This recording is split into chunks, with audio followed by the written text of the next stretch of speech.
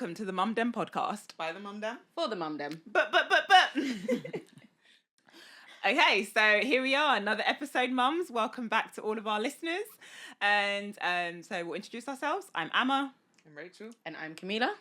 And we have a special guest. I say this every time. Very special guest. For guests. I know, and I special literally say the same thing all the I love all time. my children the same. None of you are my We love all of our guests I'm too. your favourite. But please introduce yourself. Hi, my name's Abi Oyepitan. I'm the co-founder of Liha Beauty. I don't know what else to say. Should I? And an Olympic athlete. I'm a two-time Olympian. Yeah. Olympic finalist. Commonwealth gold and silver medalist. Wow. That's epic. That is incredible. So we love to start our podcast by talking about our birth stories. So Yeah. do you have one child? I have one child. You have one daughter. One and done, babe.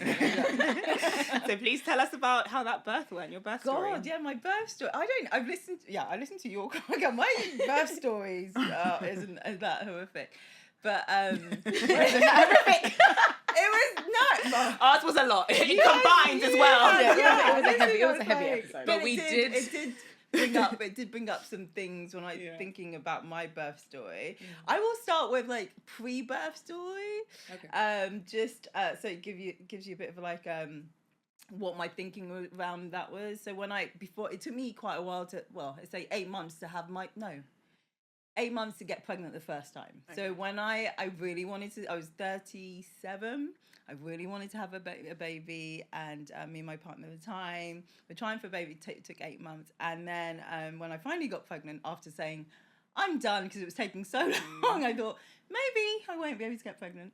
And I had said to him, like, I was going to Costa Rica with some friends, and I said, if I don't get pregnant before the trip, we can stop, because I'm not doing this, because it was so, like, it felt quite stressful and traumatic, and it just wasn't happening. And my sister, who was older than me, got pregnant within a month.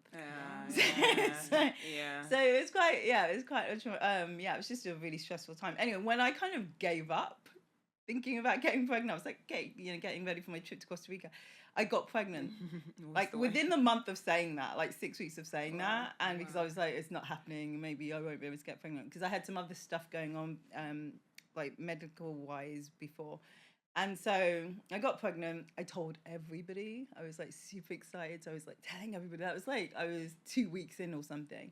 And then like, I think 8 weeks into the pregnancy, I had a miscarriage. Aww. And so, that was quite traumatic, and I was just super disappointed. And then, and then I remember me and my partner at the time weren't really getting on, but then like I went through the whole kind of procedure of having the miscarriage and everything. And I remember, so a month into getting my first period, I got pregnant straight away. I know, it was so weird, and I wasn't even trying or anything. So with her, that pregnancy, I didn't tell anybody. I told nobody, and I didn't even really tell. I told her dad when I was like sure, like everything was fine. So I think I told people like 4 months into my pregnancy, and so she was like an easy pregnancy because I was just trying to really enjoy it. I didn't read anything. I went to like the free like classes and stuff they gave you, like I was living in Hackney, and they had like free classes. You go like, I think it was like all for a month or something. You go every Sunday or something like. So I knew nothing. I didn't read anything. I was just enjoying that pregnancy. And the doctor had said I had like fibroids, and they told me that I might have to have a cesarean, and because I was a geriatric pregnancy. It's after 35, isn't it, or 36? Yeah, it makes it sound so bad. I was 38 now, so I was 38, and then they had a geriatric pregnancy, and so they said I might have to have a cesarean. But then after that, they didn't say anything, and I just went a lot. It just happened, and then what happened? So then I was due to have on the 19th, and I was at my parents' house, and I was doing a handover, like on the phone with my business partner, telling her like all the logins and things that she needs to do, because she had been asking me to do all this handover stuff, and I was like, yeah, and I'd been working like that Sunday. And she's like, you need to stop working. The baby's due in like 3 days. You need to give me the handover. And so we were sitting there. I was on my phone at my parents' house, giving her all the stuff she needed. And then I felt something, and I was like, oh. She's like, what's that? And I was like, oh, nothing. It's nothing. I was like, oh. And she's like, Abby, you're in labour. I was like, no, I'm not in labour. She's due like tomorrow. And the pain started to get like progressively worse. And then it was like, I think it was like 9-10 o'clock at night, and I was going to drive back to my flat because my parents live in northwest London. I was living in Hackney, and then I was literally about to get into the car, and the pain was excruciating. And my dad was sleeping, and I was like, Daddy, I think you'll have to drive me to Homerton, back to the flat. And he was like, what? I was like, I'm in labour. I feel like I'm in labour. So he drove me back to my flat, and then I called the hospital, and they're like, at this point, me and her dad weren't together, so he wasn't really around. And then I remember I called them. They're like, oh no, you're not, you're fine. Just stay. I kept calling them. My sister was my younger sister was my birth partner, and she was coming over, and my dad was there. And they're like, get in the bath. So I got in the bath was horrible. And they're like, and then I kept calling, they're like, stay. And they're like, only when it's excruciating. And I feel like I've got like a high pain threshold as an athlete. So at one point I was like, no, I need to go to the hospital. And my sister was already at the hospital, went to hospital. My dad drove me to hospital, got there.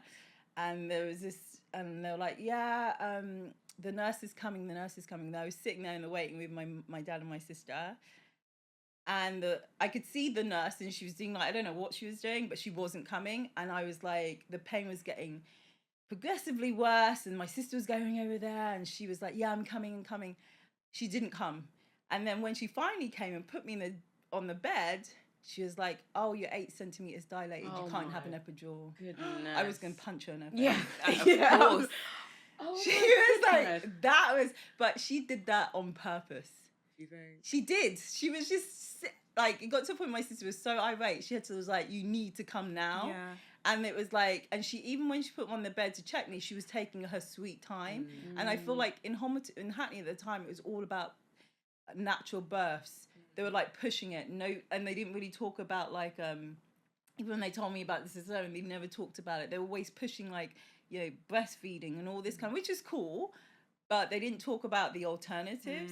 And I felt like they wanted, if you can, to have the natural birth with nothing. So when they finally got me into the ward, whatever, to have a labour, they would not, I was begging for an epidural. I've had so many epidurals. I was like, I could do the epidural myself. Just give me the epidural. Give me that needle. I could do it. Like, I know, it's just a procedure because I've done it, I've had it so many times. Oh, wow. And, it was a very, I've never had another child, but the labour itself was a natural. I just had gas, and it was kind of like, I didn't have any music because I'm not a person that likes sound. I like quietness. My sister was like, I said to my sister, don't talk to me. Nobody say anything. I just want to like go in, into myself. So it was pretty it was a very natural birth. I wasn't in water or anything, but it wasn't like super traumatic. At one point I was like, this girl's not coming out. But that was that. Yeah. So it was quite I feel like my story is not like so much. No, I think that's still everyone's story is so a great story. Yeah, it was just a everyone's stories get great. It's just a very. But can I just say, you told that story so beautifully. Like I was literally just like, okay. Yeah, and I mean, you touched on something that was quite sensitive, like the miscarriage that you had before. So thank you for sharing that, because you didn't have to share that. And I think a lot of listeners will appreciate you sharing that, because I'm sure there are a lot of women that have been through similar things. And like even in my own family, my sister had a stillbirth, and my other sister had an ectopic pregnancy. So there is it's quite a heavy topic it is, that I'm sure we'll go into it in another episode. And also even like the challenges of getting pregnant, that it's not actually straightforward. I think a lot of people just think, okay, I'm ready to have a baby, so it's I know time you to get expect pregnant, it, like and it's you expect it was just to happen. It just wasn't happening. And I think, and I've heard this so often, like people say, like when you stop trying, you because just stress of you take the stress away. Yeah, and the stigma around fertility issues. Yeah. I think that puts so much pressure on a woman's body that actually it makes sense that when people stop trying, they're more likely to I get think your body pregnant. just shuts down. All the cortisol and all that. Yeah, stress you go into hormones, fight or flight. Exactly. And I started thinking about something when you were talking about your second pregnancy and how you didn't tell anyone until you were sure. I was thinking, as women, I feel like, I know in my experience when I had my 3 children, every time I got pregnant, not telling people wasn't because of anything that the doctor said, like, don't tell. It was because I was afraid of letting people down. And this is exactly what I didn't tell her dad for so long that he kind of guessed, and because he was so upset about the first miscarriage, I just didn't want to give that. It was a disappointment. And I was, I was like, I kept it to myself, and he was like, "Are you pregnant?" I was like, "Oh, I think so." I didn't even go to a doctor. I didn't even go to a doctor because I obviously knew, and I just didn't tell anybody because I was like, if it doesn't, I just don't want to. It's one thing for me to go through it. I just don't want to put that on anyone else. Yeah, exactly. So it's like, and that's wild. It should be that those you tell who you want to share your joy with, they're also there to support you and share the suffering with you too. I don't a know lot where of pressure. That came it's from, pressure though that we put on ourselves, isn't it? Because we feel that burden because we're the ones that have to get pregnant. So we're the ones that have to keep this baby. Exactly. We have to keep this baby safe for 3 months before we tell anyone. Like, it's wild. It is a lot. And it's so strange how we're almost trained to see it as either our body has succeeded or our body has failed. Exactly. When actually it's nature. The body's going to do what the body's going to do. Exactly. Yeah, very true. No, it's true. But that's. So can I ask you, how would you compare childbirth to training for the Olympics? Because in another episode, we talked about it feeling like a marathon or like the biggest workout of your life. Yeah, it was definitely a marathon. I felt like it wasn't. I wasn't even compared to some people. I hear like 24 hours or something. But I think I was in labour for like 5 or 6 hours. Wow. Everything was very quick. Well, it wasn't quick. It felt like a marathon. It was probably the longest sprint of my life. Wow. So what's harder, winning a gold medal or giving birth? You're gonna scare people. Here we go. No. We need the real talk. No, I'm not saying it to scare people. I'm saying if you are watching this or listening to this and you've given birth, you've heard it here from Abby. It is by far the thing. I think also you deserve a gold medal. Yeah, it's by far. There's no comparison. Like there we go. Childbirth is insane, and the fact, it's just the pain. And also, I think we are wired to forget that pain. Otherwise, we'd never do it again. Exactly. And I remember saying to her dad, like a month, I was like, we got to go again. And he looked at me. He's like, I'm not having another kid with you. Like, literally. But it was a month. Like, within a month, it was great when she was small. Now she's 5 and like it's contentious. But she's no, it's definitely labour. Hands down. Being an athlete was. I'm glad we've got that comparison. Yeah, we needed that. We're all going to be going back and telling our husbands. Oh, just so you know. There's no comparison. I've won 3 Olympic medals. Yeah, I won 4. It's nuts. But sure. Okay, and now that you've done it, you've gotten your gold in childbirth. What would you say is the best thing about motherhood? God, having a partner in crime. She's like so she drives me nuts. They all do. Yeah, it's just amazing watching her from like sometimes I just look at her and I'm like, well, the things that come out of her mouth, I'm just like, wow. But you're just thinking like she was this little baby, and now look at her, she's like 5, like she seems like a fully grown, not an adult obviously, but she's her own person. And it's wild to me that she's like, and then she's gonna go. I can't wait till she's older. I can't wait to be a grandmother. I think about these things. Same. I keep saying this. I'm like, if you get pregnant at 16, I don't even mind. That is weird. That is. I would never. I was like, just give me the baby. It's something about your child having a child. I know. And because I only have one, I'm just like excited for when she has her own child. I'm sure you'll be a wonderful grandmother. I think I will. I probably be a better grandmother than the mother, but yeah. Okay, so next question. You've probably been given a lot of advice as a mum. We will get lots of advice, some unwanted, but a lot unwanted. But what has been your best bit of parenting advice that you can share with our listeners? God, I think it's I can't. I don't think it was advice, but just enjoy it. Like it goes so quickly, and I didn't, because I went back to work very quickly, and I was doing different things. You just don't enjoy those moments, or take the time to really reflect, or really like be present in those moments. And yeah, I think that's the thing. It goes incredibly quickly, and it's actually taking the time to, and I need to work on that. Now I'm talking to myself, just to enjoy her, and her just growing, and just be, because she's always like, you're on your phone, and I'm like, I need to really embrace that, because life is just quick. Yeah, the days are long, but the years are short, so it's just really taking that time, I think. And that is great advice. I think it's something that we can always all be more present, can't we? Yeah, I need to do it. It seems hard in the moment when you've got billions of things that you need to do. But I really like just thinking about be intentional about it. Even to rest, I need to be intentional about it. Yeah. So trying to be intentional about spending quality time. Yeah, I think that's something I need to harness a lot more. We all do. Thank you. So you've been an athlete. You're now a founder in the beauty space. So we kind of want to know, maybe if you start off as in the athlete space. What was it like being a mum and a mother in the? I wasn't a mum when I was. No, I got overtired in 2012. I didn't retire in 2012, but 2012 was my last competition. Oh. And so I had in 2018. You hadn't experienced it. No, I think I wouldn't be able to do. I don't think. But so there's some athletes who are mothers, and they do really well. I couldn't juggle that. I left it quite. I was quite late. I was 38. I was a month to my 39th birthday before I had my daughter. Okay. Yeah. So I left it quite late. Well, it was the timing, I think timing for you. Yeah. So that's great. Yeah. Okay, so what's it like as a mum, CEO in the beauty space? Oh, I wouldn't say I'm a CEO. Okay, sorry, founder. I will never take that title. It's it's difficult just starting having just been in a startup, and like having a business. It's like it's 24/7. Your head isn't, and this is when I speak about being present.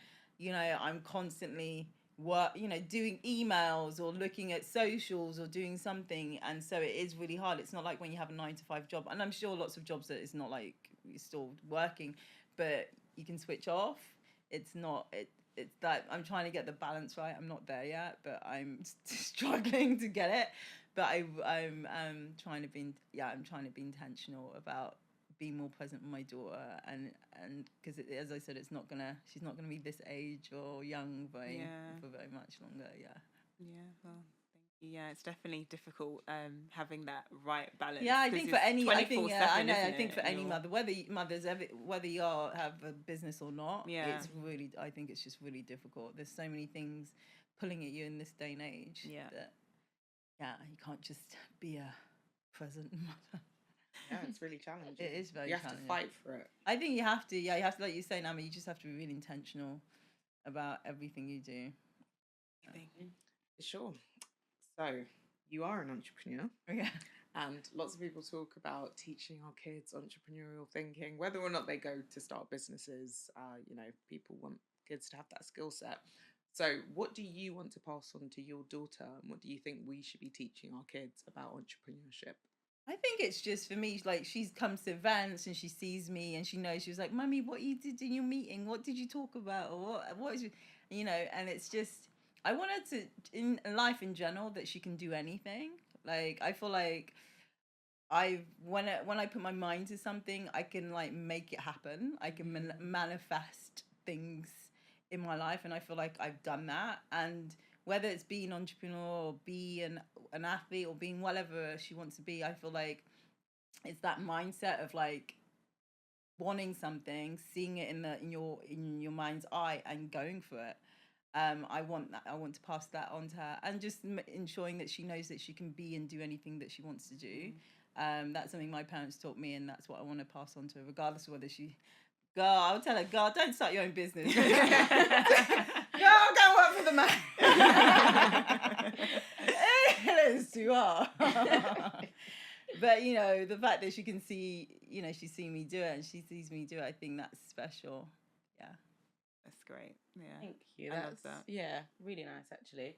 I think it's so important to, I mean, it's a typical saying, isn't it? Like the sky's the limit, and just letting children, not putting a roof on them, not putting a lid on them. Yeah, limit on them. Yeah. And kind of honing into whatever it is they like, not trying to mold them into what you want them to be. Just letting them know that it's okay as you are, whatever you want to do. Yeah. And just will support them to get there. I think that is so important. Yeah, I think that's is so important. I think when I was growing up, there was only like a certain like course direction. You can be a doctor, a lawyer, and I actually wanted to be a lawyer. Engineer.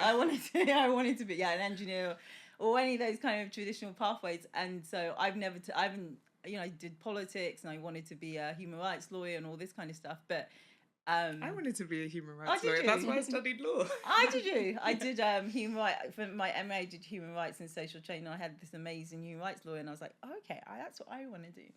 But then I ended up going to Olympics and whatever. But I just think there's so many. They didn't tell you all the different trajectories you to take. You didn't know all these like jobs that existed and all this kind of stuff. You know, when I was growing up, the IT in email and like the IT sector was like internet was coming up and it was huge, but nobody talked about that. They barely had computers at school. But imagine if I know. Can you imagine? I remember I had to go at uni. I'd go to this room and you'd like email. Oh, you've got an email. I was like, what's an email? I didn't even know what. It was like dial up, and you had to dial up and stuff and all that. I remember my mum trying to use the phone, and then I'm on the internet, and you hear that noise in the background. When you had to tell people what time you meet them on MSN. Oh yeah. And then I'd be so annoyed if my mum was on the phone at that time. My friends are waiting for me. That's crazy. You guys are like 10 years younger than me. I didn't even have internet in the house. There was no such thing. Like I had my first phone when I was 19. Which is probably healthier because I was 11 and I was way too young. I was 11. Yeah, so my 8-year-old is asking for a phone now. And many of her friends have phones, and I said like mine she as can't. well. Yeah, I've got quite an addictive personality. They have my genes. I'm like, I have so many apps to stop me from using my phone. So absolutely not. When you have somewhat of a prefrontal cortex, then we can talk about it. But you are 8. No phones. 8. I can't. No. I have those 8. I remember like I met a friend that I went to college with, and I was saying, remember when I used to page you? You had a pager. I had a pager. She had a pager. Oh, wow. And then I remember my friend. Kelly and Nelly. I know. Like you look at the page, and then a thing comes up, and then you have to like press buttons. I didn't even know what. Like she would like, I'd call her, and they would say, we'll say some like I'd swear and stuff, and like you can't say that. You can't put it on my. I was like, what? And then they would transfer it to the pager. Oh, it's like kind of voice text kind of thing. That's wild. I know. So it's crazy how things have changed. It changed. Did you have a car phone? No. Okay. That was like I just the 80s. learned about these. That was like in the 80s. Okay. Car phone. You're like, right Girl. No, you did have these like big. I don't know if you guys. The bricks. Oh yeah, the big bricks and stuff. I think my dad with the antenna. Yeah, the antenna. I did have one of those. Yeah. I mean, my first phone, I was 8. No, when I talk, no, you're not talking about the same one. Is it like the massive? It was a Motorola brick. Like a, No. Yeah. It was. How old was I? What year is it? If I was 8. What year were you? 1998. No, but that's not the I one. got my You're first talking phone. about like the landline Yeah, one. no, you're talking about the same Ericsson. thing. We're not talking about No, those. not Ericsson. It was Motorola. No, but she's talking I about had like that Ericsson. big chunky landline the one that. Oh, the landline. The one that the guy from Only Fools and Horses Yeah. had, and it was huge like that, and it had this antenna. Yeah. It was massive. It's- like you need a whole You bag. literally need a whole bag. thing to carry it like a little I was dolly. like, No. Nobody had that. Yeah. So yeah, you guys. Yeah, you're young, man. I don't even know how we got on this. I don't- Back to Get onto this entrepreneurship. this topic, but I tend to do that. Well, Rachel will attest to that. It's okay. This is that's how mums are built. We can start somewhere and then go over there, and then we get back to it. I know. But yeah, no. To sum up what you're saying about just giving children that experience. Yeah, of course, yeah. See Yeah, I wanted different to see different things. You know, experience different things, travel. The world is opened up. Yeah. Open up. You can do anything, and also I've had many lives. So the fact that, you know, there's no such thing as being a lawyer for 50 years, you can have so many careers. Yeah. And I feel like I've had quite a few.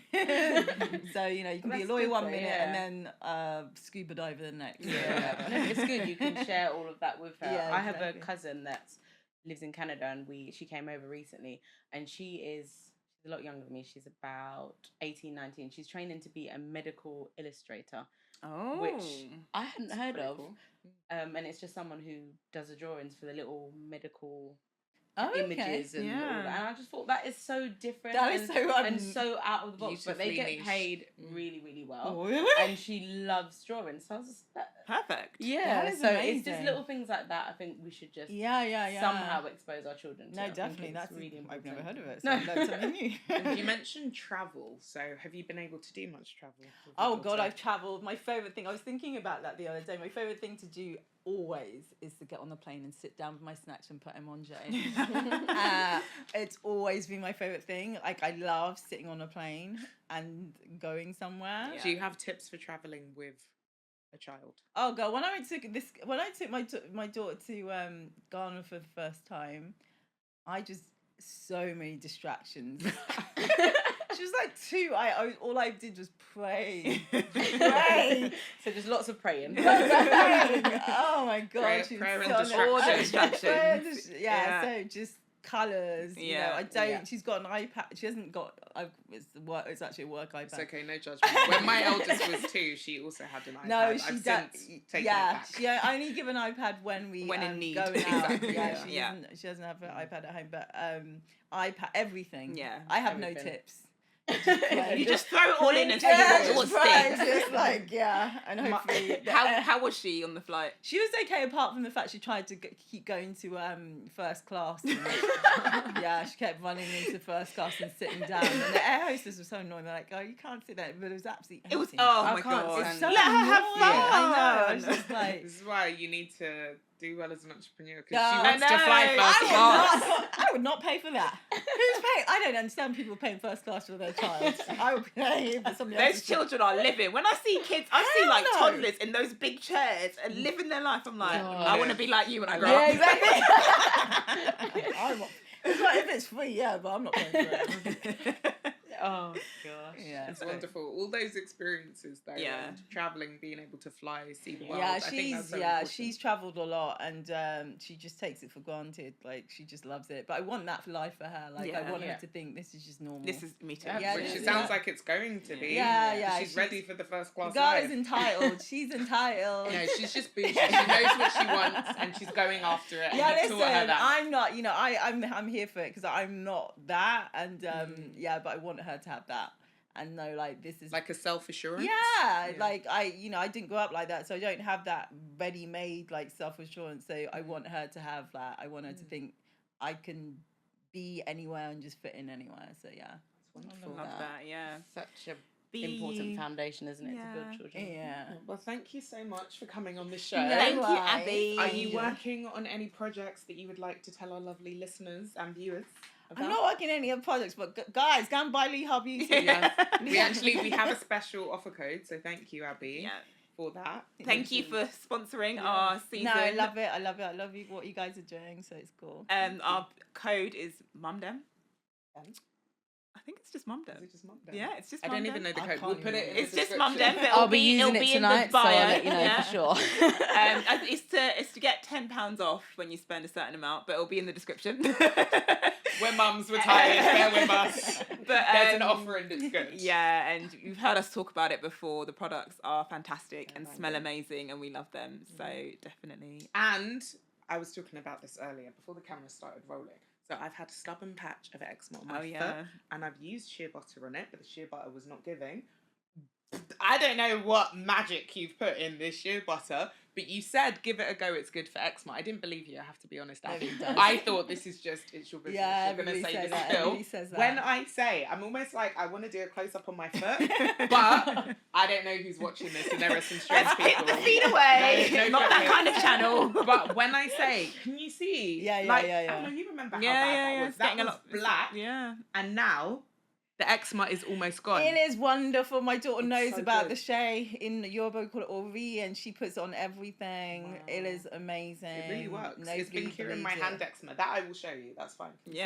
Yeah. So, If you look at our pilot, when I was very stressed and the eczema was bad, I've got a jar on my desk. I've got a jar in my handbag, which me and Kamilah were using earlier. And we love the little jars. There's even travel sizes, guys. Yeah. Buy it all. There's one by my nightstand, and there's the gold and the ivory, and I've been using it on my hand because it's everywhere. And look. Yeah, fantastic. fantastic. I love to hear it. We eczema's need to do going. some before and afters. Yeah, I'll see what I can do. I'll see what I can dig up. But yeah, thank you so much for coming on the show. Thank you. I've enjoyed it. We have got a little gift for you, but I might have to give it to you afterwards. We'll grab it after because I left it out of shot. Yeah, it's all there. But thank you so much for listening. We have been the Mum Dem.